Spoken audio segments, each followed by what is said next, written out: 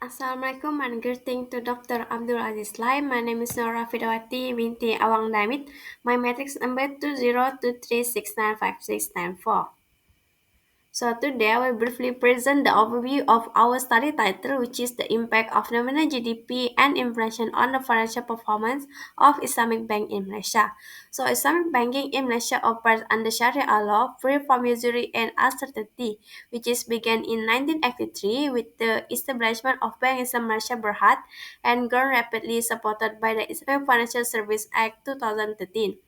However, the current economy is uncertain, which is nominal GDP declined from 4.9% to 4.4%, and also for the inflation decreased from 1.7% to 1.5%, and then the impact on demand, operating costs, and non-performing financing remains significant.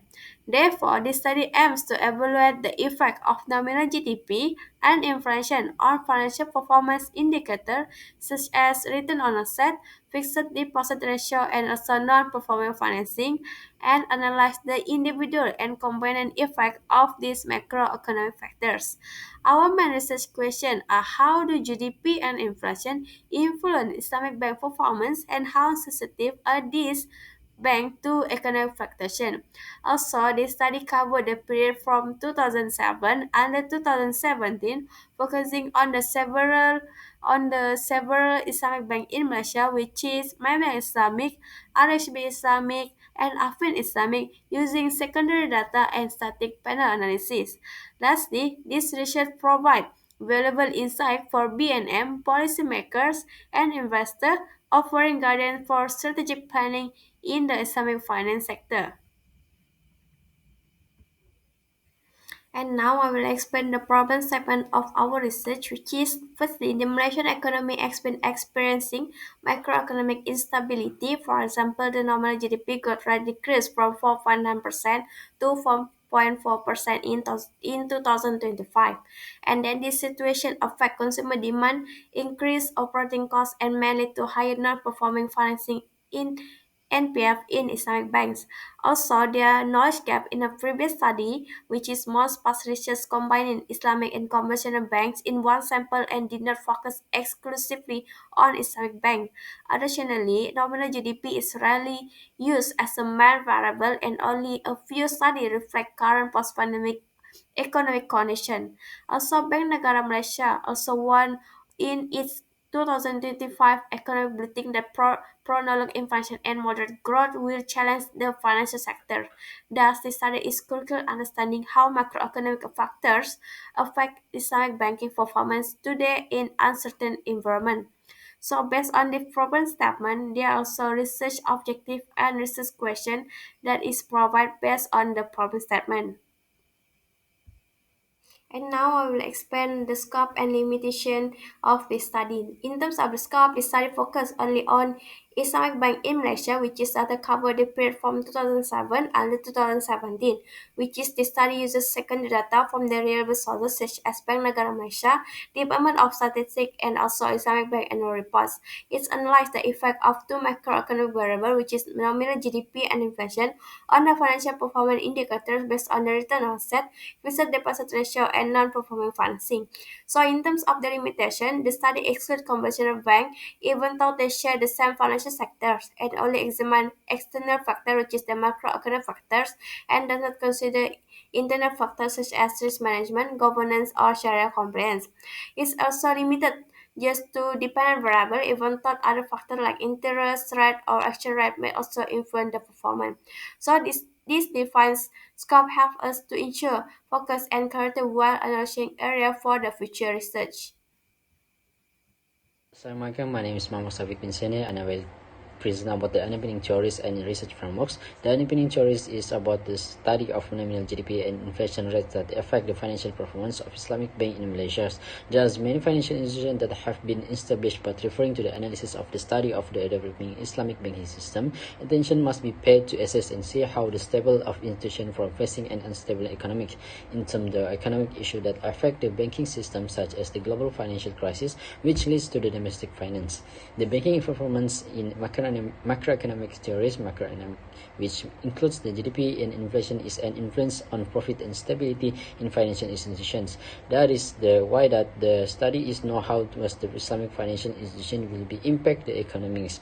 In this research, it studied the changes in GDP and inflation which affect the role of Islamic bank in credit channels and asset management, which include the risk management to explain of the financial institution that need to be managed from liquidity and credit risk to maintain stability.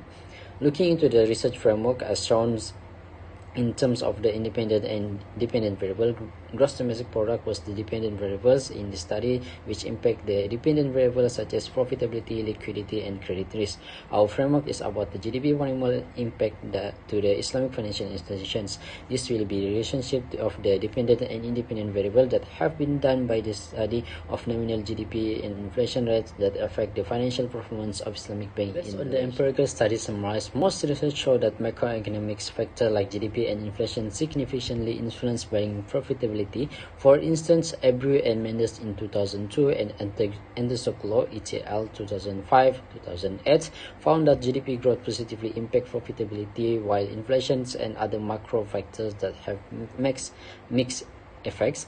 And Al-Manasir 2007 emphasized that Islamic bank, due to their strong capital and efficiency, show resilience during financial crisis.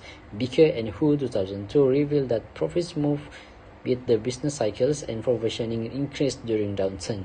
Meanwhile, Dermikuch Kun and Huizinga 1999 highlight the role of the market structure and foreign ownerships, and Guru ETL 2002 showed that management and external conditions largely determine profitability in Malaysian banks. These findings support the relevance of study how GDP and inflation affect Islamic bank performance. In this study, we used five main variables to analyze the financial performance of Islamic bank in Malaysia. First, GDP represents the annual percentage growth rate of the country economic output, measured in constant local currency and reflect overall economic activity.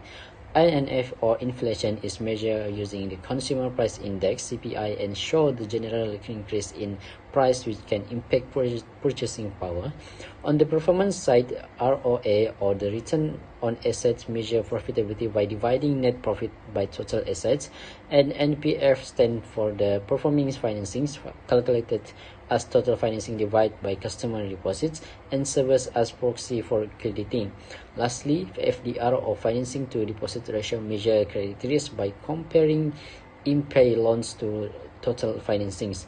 Together, these variables help us examining how macroeconomic conditions affect the performance of Islamic banks. There is two empirical models, which is panel data and time series using standard economic notations. In the panel data model, represented by XIJT equal to A plus B1 GDP IJT and B2 POP IJT and B3 TRO IJT plus error term IJT. X refers to the total trade between the home country I and destination country J over time is T. These models capture both cross-sectional and time series dimensions, ideal for analyzing change in trade across countries and over time.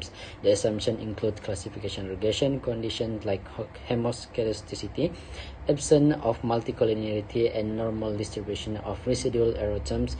In contrast, the time series models is expressed as YT equal to beta 0 plus beta 1 xt plus error terms, where yt is the independent variable at the time t, xt is the independent variables, beta 0 is the intercepts, and beta 1 is the coefficients. This model focuses solely on how a variable evolves over time, assuming the properties like stationarity and consistent residual behavior. Both models rely on accurately estimating the coefficient beta to understand the relationship between variables in different data structures. And then for the last part, which is the flow of research, which is for static panel data and also time series data. For the static panel data, we just directly go to the BPLM test and look at the p-value. If the p-value is below 0.05, we will do the Hausman test. And if the p-value is above 0.05, we will do the panel OLS. So for the Hausman test, we will do the fixed effect, random effect, and then we will do multi-coronary test, heteroscedasticity test, and also the serial correlation and do a corrected and lastly conclusion and recommendation. But it will different from the time series data. For time series data, we will input the original data, which is if the input data have a stationary, we will use the model identification, model estimation, and model validation. If the model validation is acceptable, we will do the model focus and conclusion. But if the model validation is not acceptable, we will return to the model identification. And if the input data is not centenary, we will do the series transformation. And then that's all from me. Thank you.